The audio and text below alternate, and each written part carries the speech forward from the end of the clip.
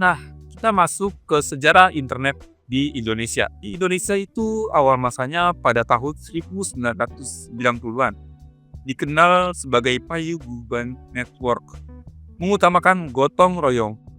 Tokoh utamanya itu yaitu Ono, Robi, dan Sami. Berikut beberapa milestone-nya. Yang pertama, 1994, Indonet menjadi service provider komersial pertama di Indonesia. Indonet dipimpin oleh Sanjaya, putra seorang dosen Universitas Indonesia, dan berlokasi di Kompleks Dosen UI Rawamangun. Awalnya, Indonet menggunakan sambungan dial-up dengan metode text, cell account, browser link, dan email file. IPTechNet juga diluncurkan sebagai ISP pertama di Indonesia. Pada tahun 1995, penggunaan di Indonesia mulai dapat mengakses internet HTTP melalui jasa Telnet ke luar negeri yang menggunakan remote besar link di Amerika Serikat. 1996, bisnis warung internet, warnet, mulai tumbuh subur dan berperan penting dalam penyebaran internet di Indonesia. 1998, pendiri APJII, Asosiasi Penyelenggara Jasa Internet Indonesia. Arsitektur teknis internet, model preferensi TCP/IP, lapisan aplikasi (application layer), menyediakan antarmuka bagi aplikasi untuk berkomunikasi menggunakan TCP/IP. Contoh aplikasinya yaitu Telnet, FTP, dan SMTV. Lapisan transportasi atau transport layer, menyediakan fungsi pengiriman data end-to-end ke sisi remote. Protokol utama yang digunakan yaitu TCP dan UDP. Lapisan internetwork atau internetwork layer, disebut juga dengan lapisan internet atau network, menyediakan virtual network pada internet.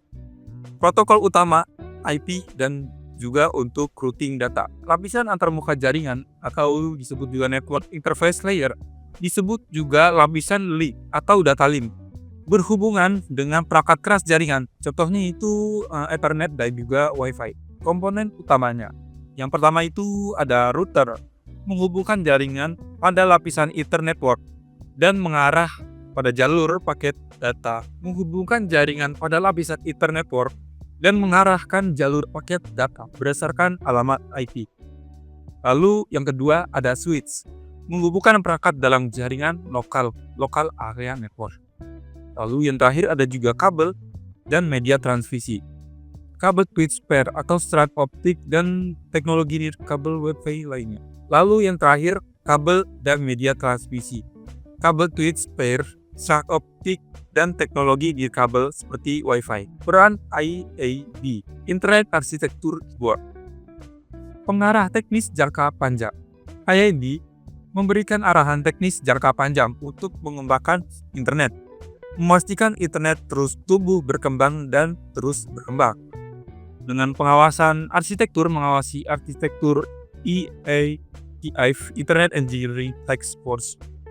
Dengan standarisasi dikelola oleh IAB mengacu pada IATF untuk membuat standar baru menggunakan RVC, Remote for Command. Nah, kita masuk ke peran internet dalam akademis. Akses informasi tanpa batas, sumber daya pendidikan luas.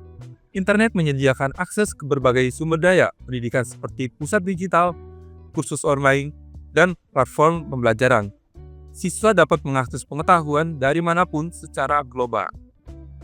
Dan juga ada search engine. Search engine ini seperti punyanya Google ya, yang menjadikan andalan siswa dan mahasiswa untuk mencari informasi yang dibutuhkan secara cepat dan juga menyeluruh. Dengan referensi literatur, mempermudah pencarian referensi literatur menggunakan pengetikan kata kunci. Peran internet dalam akademis juga membantu pembelajaran interaktif dan kolaboratif. Dengan adanya ini, kita dapat membangun platform pendidikan online yang memfasilitasi pembelajaran interaktif dan kolaboratif melalui diskusi online, proyek kolaboratif, dan juga simulasi virtual. Dengan ini juga kita bisa meningkatkan pemahaman konsep dan mengembangkan keterampilan sosial serta kerjasama. Selain itu, kita juga bisa berkolaborasi secara global, memungkinkan siswa dan pendidik untuk berkolaborasi dengan orang lain di seluruh dunia melalui forum online, proyek kolaboratif, dan pertukaran budaya. Ini juga ada yang disebut dengan namanya GitHub. Nanti teman-teman bisa cari sendiri. Peran internet dalam akademis juga membantu fleksibilitas dan efisiensi pembelajaran. Dengan ini, pembelajaran memfasilitasi jarak jauh dan efisien dengan platform pembelajaran online, memungkinkan akses materi, interaksi dengan guru, dan ujian online di mana saja. Pengembangan keterampilan digital membantu siswa mengembangkan keterampilan digital yang diperlukan dalam dunia kerja modern melalui penggunaan berbagai teknologi dan aplikasi online. Dan juga banyak ya variasi metode belajar. Dengan penggunaan internet ini memberikan variasi metode belajar agar tidak kejenuhan seperti itu. Dan juga ini membantu peran bagi tenaga didik dan juga siswa. Dengan ini mempermudah administrasi, akses mata pelajaran yang mudah, dan juga peran siswa menjadi berubah. Siswa dapat belajar dan mengikuti pembelajaran setiap saat dari mana saja.